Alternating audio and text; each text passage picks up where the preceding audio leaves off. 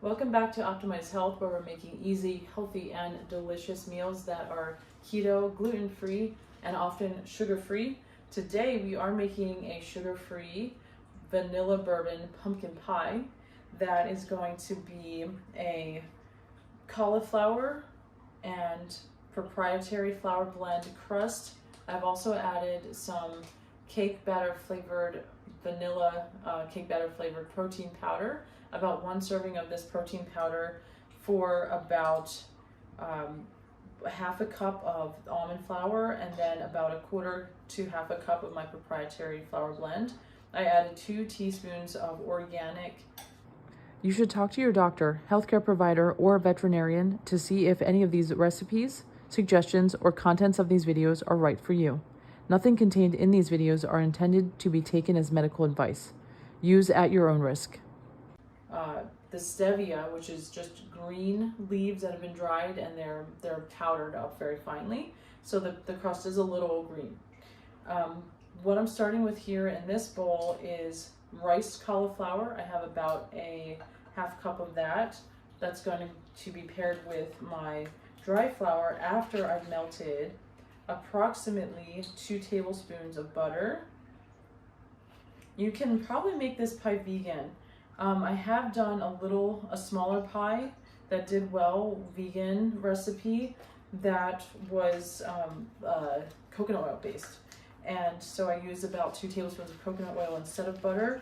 And I don't need an egg for this pie because of my cream cheese, but in the vegan recipe, you can do, instead of the 2 ounces of cream cheese that I'm gonna add, you can do 2 ounces of coconut milk and any sort of thickening agent of your choice, like guar gum or even some flax seeds or something that's going to help the pie hold together. If you're not gluten-free, you have even more options in that realm. But here our priority is a gluten-free because I am gluten sensitive. I can't have gluten.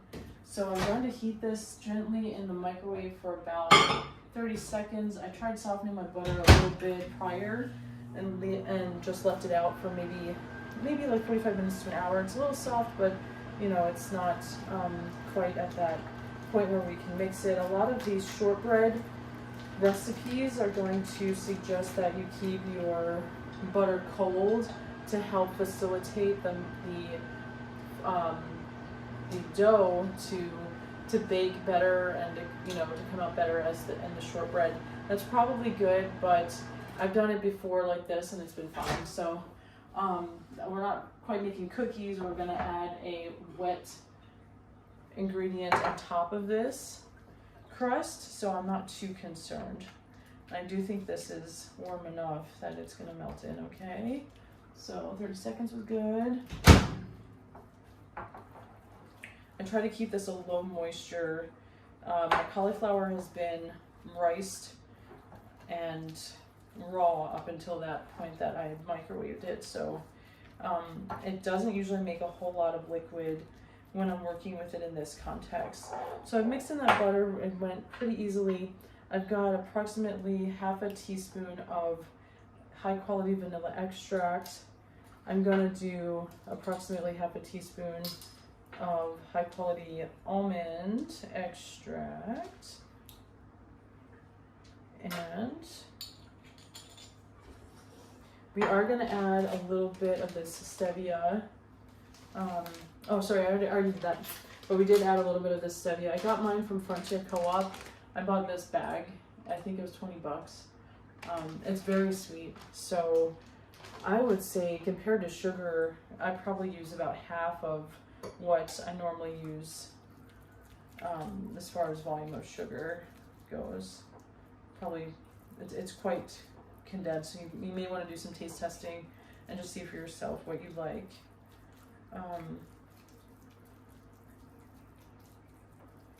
So I mixed in those 2 wet ingredients. I'm going to add my dry ingredients. I've already mixed this in. The protein powder is a little unmixed, but my proprietary blend and about a teaspoon of baking powder has been blended in already. So baking soda is what makes your ingredients brown and spread out. Things like cookies, maybe certain things like brownies, cookies that you may want to spread out. Baking powder will help it rise and help it like kind of thicken up and get a little bit lighter and not be so dense. I'm a little bit reserved when it comes to this cauliflower dough being like too dense. I'm a little bit concerned, so I'd like to add some leavening when I use cauliflower, which is basically for all of my baked goods, as you'll see. So I'm adding this dry ingredient little by little and blending it in with the wet ingredient. Shortbread is actually, although it can be a little tricky getting the texture right, it's a pretty simple dough, pretty simple recipe. You could use this base for cookies, and I've done it recently. I made a lavender shortbread cookie, and I'll share that recipe with you guys as well. And I just used lavender essential oil. I added it to this recipe, and it was really good. You'll find that I don't tend to turn my oven on because I like to keep it easy, and I cook most of my baked goods on the stovetop. So this is looking like it's gonna require most of this dry ingredient, which is good. Our proportions are good here. It's gonna be nice and buttery. And I love that extra, approximately 25 grams of protein that I added to this crust. Otherwise, we don't have a whole lot of protein typically.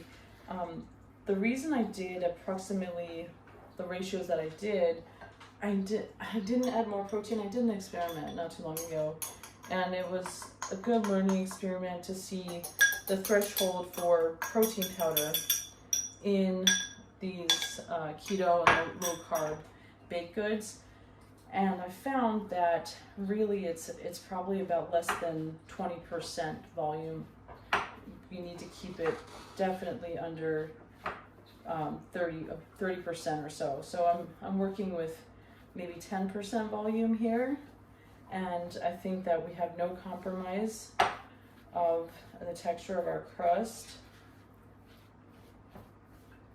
This is a little wet for a shortbread. Depending on how picky you are,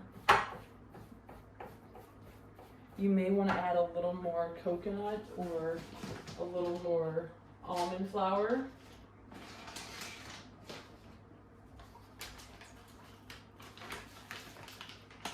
A little more almond flour just to, get it a little drier, soak up some of that butter a little more.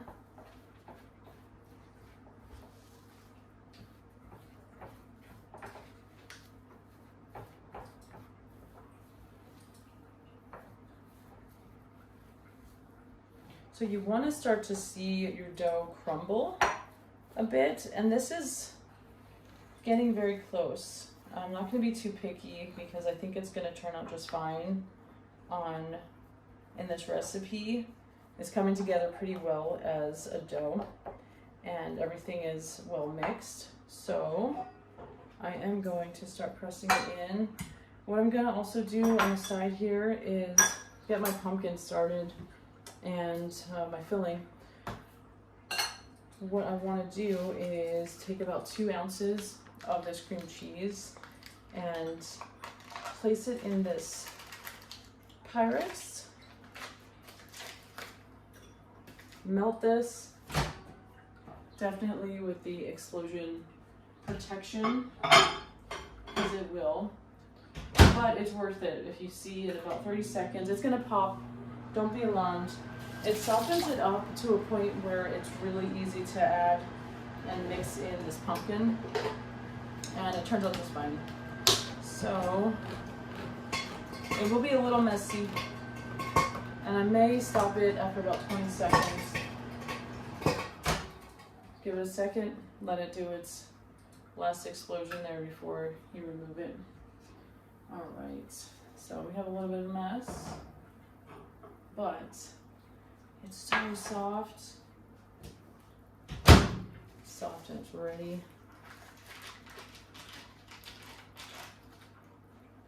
See this? Look how easy it is to work this. So it's going to mean less clumps in our pumpkin mix. All right.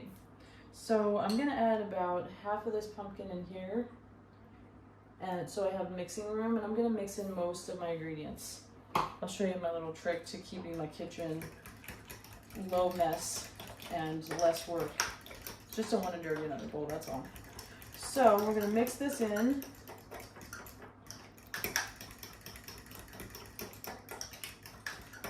We're going to add some of our white ingredients. I've got this pumpkin spice from Loran Oils. This one's yummy. Put that about quarter to half a teaspoon, depending on the size of your pie. We are seasoning and spicing for this entire filling, which is going to include the other half of the can.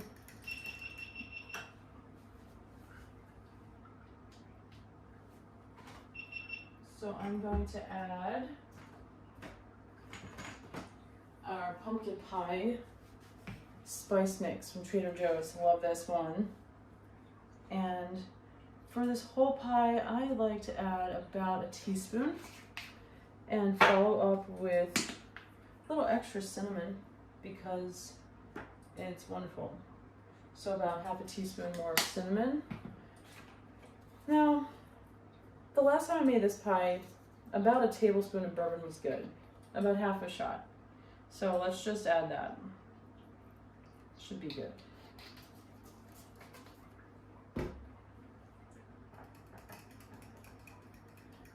And last but not least, now if you're real picky and you don't want your pie to be green, I could see using some other granulated sugar or granulated stevia. I like to keep it natural, so I am going to add about 2 teaspoons of this powdered, completely natural organic stevia.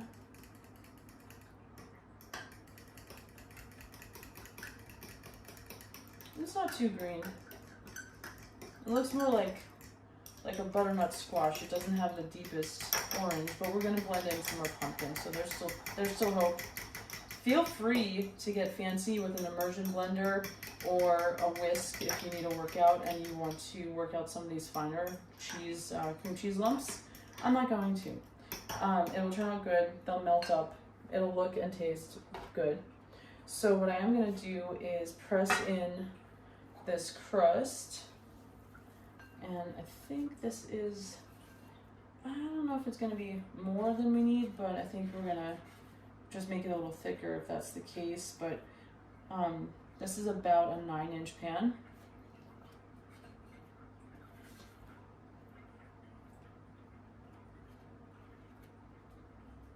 So now that my bowl is empty, here we go. Let's mix this all a little bit more in this bigger bowl.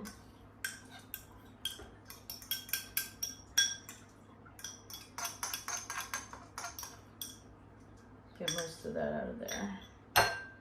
Good stuff. The rest of the pumpkins.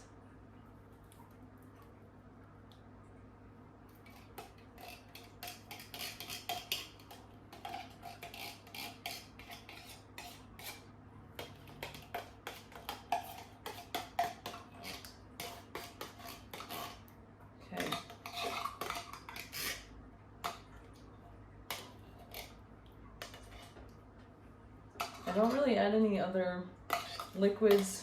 It's actually just, pumpkin pie is a very easy pie.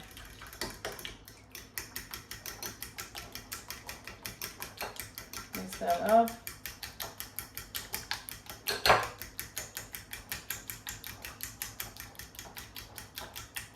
I've already preheated my pan. I'm cooking this Dutch oven style. And it's gonna go in this copper pan. Put it on the lid. I'm gonna watch it. I'm gonna estimate this size is gonna take about 40 minutes to bake on low heat. but we're just gonna watch and see as the filling gets a little more firm. This is a press-in crust, so it takes a little bit of work. If you make a little more crust, it's a little easier because you can have it meet the sides and not really have to work so hard. You kind of just press out from the center out toward the sides and see how it's starting to meet the sides here. Then you just use this fun little spatula. I like these silicone spatulas. And we press it in. If you want to work harder, you can make a crust of the sides. It's yummy either way. This is a quicker way, and I find that it comes out quite well, however you decide to do it. If you wanted to use a riveted pan, the crust would probably cling to the side a little better if it had the grooves and rivets in it, like a old-fashioned pie pan. All right, we just have one little hole we gotta fill in here. There we are. So buttery, it's such an easy crust. Some people may like to pop this in separately. I'm not gonna do it that way, but I am gonna poke some holes in it so it can have some flow of air through, even though the pie is probably going to come down in it a little bit. When you poke holes in shortbread, you want to try to not go all the way through and just stick to like 50% of the thickness so it doesn't crack, but it will help for it to release some heat and air, which also prevents it from bubbling up and maybe not expanding the way that you don't want it to. All right, see how easy? Now we're gonna put the filling in, and our work is almost done. I like to just start pouring in the center, get a gauge of how thick it's gonna be, and let it just naturally flow out and expand.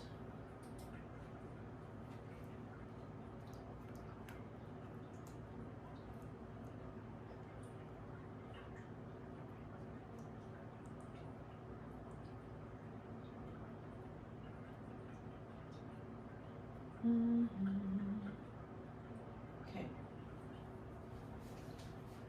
Alright.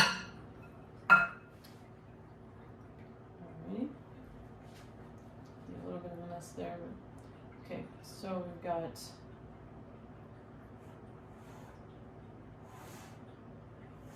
trying not to move it too far, just gently from the center, pulling to try to spread it evenly. I don't want it to get too close to the sides because it is going to expand a little when it cooks.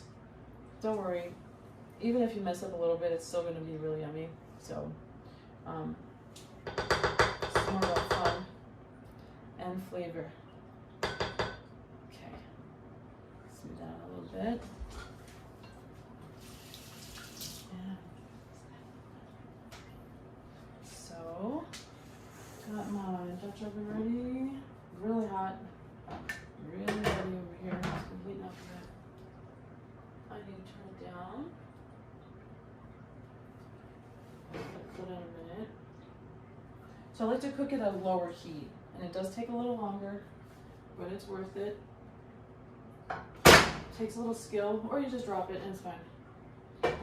Don't burn yourself. Pie's gonna turn out perfect. I'll let you know when we get finished cooking. Thank you for watching. Please like, subscribe, and share, and send any comments. We'd love some suggestions for more things to make.